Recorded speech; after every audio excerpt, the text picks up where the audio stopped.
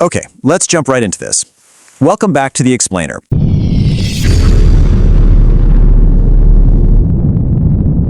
Today we're unpacking a wild scenario. We're talking about a $500,000 wilderness survival challenge that literally transformed into a masterclass in game theory.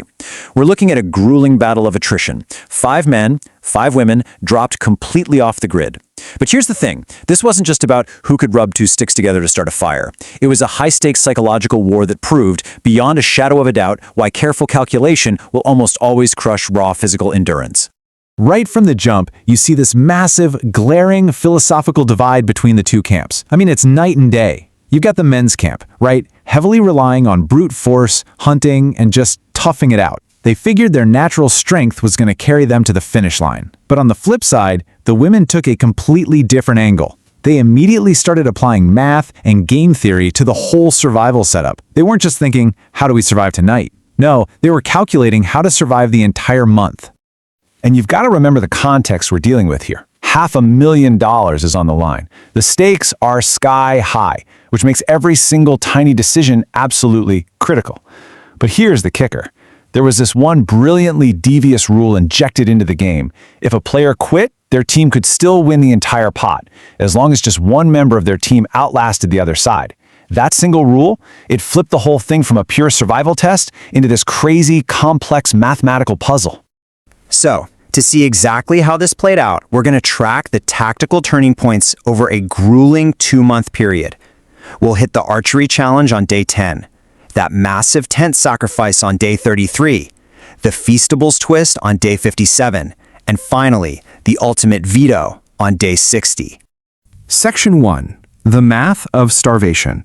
Now, while the men were leaning hard on their egos and raw strength, the women were already crunching the numbers.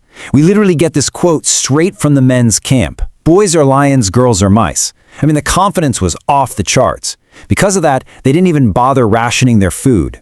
5 guys meant 5 mouths eating full portions, completely ignoring the long game. The women, though, they instantly spotted the fatal flaw. 5 people are going to drain a limited food supply incredibly fast. Look at how brilliant their game theory actually was. It all comes down to the math. By strategically sacrificing Hana early on, the women instantly slashed their daily resource drain, while the guys were still burning through theirs. And to be clear, Hana's exit was not a sign of weakness. Actually, scratch that. It was the exact opposite. It was a highly calculated, voluntary elimination just to stretch the rations for the remaining 4 women. They were optimizing. The men, they were basically speed running toward starvation.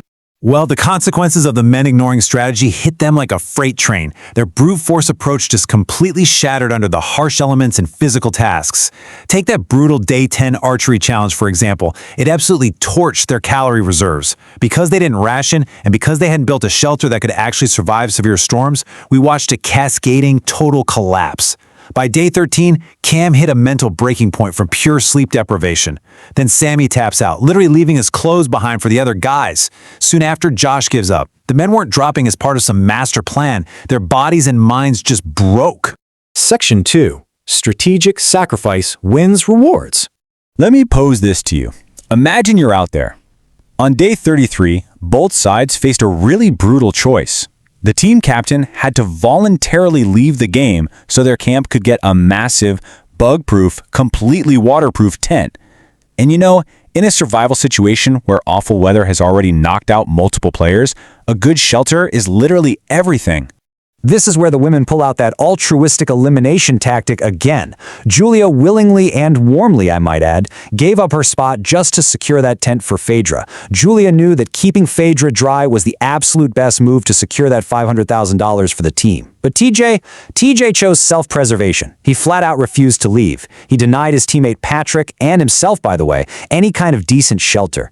And man, it was a choice he instantly regretted after he went over and secretly spied on the women's camp, only to see Phaedra chilling in a massive, bone-dry tent. Section 3. Mind Games and Bears. You know, the absolute sneakiest rule of this entire challenge was the information gap. The players had no idea who was left on the other side. This completely weaponized the men's paranoia because they never knew they were being outplayed by a steadily shrinking women's team.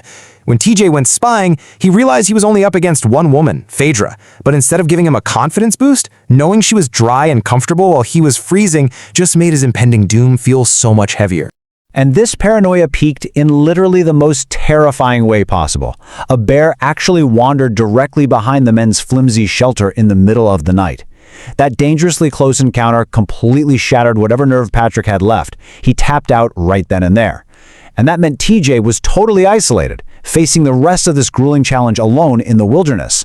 It was officially a one-on-one showdown, TJ versus Phaedra. Section 4, the Day 60 Checkmate. We've reached the deep end now, and this is where a masterclass in long-term strategy clashes head-on with short-term hoarding.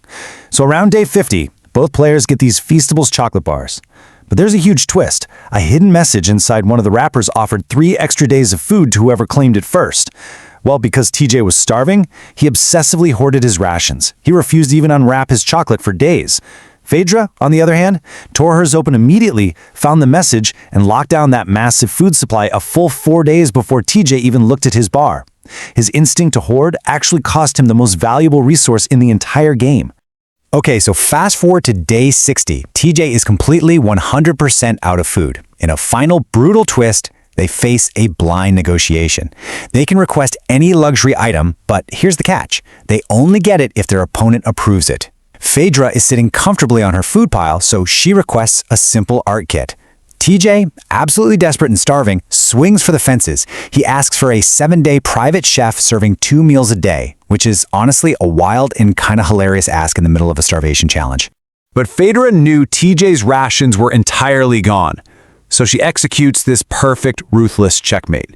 She approves his request for the art kit, but when she's asked to approve his private chef, she just calmly says, "I have to say no."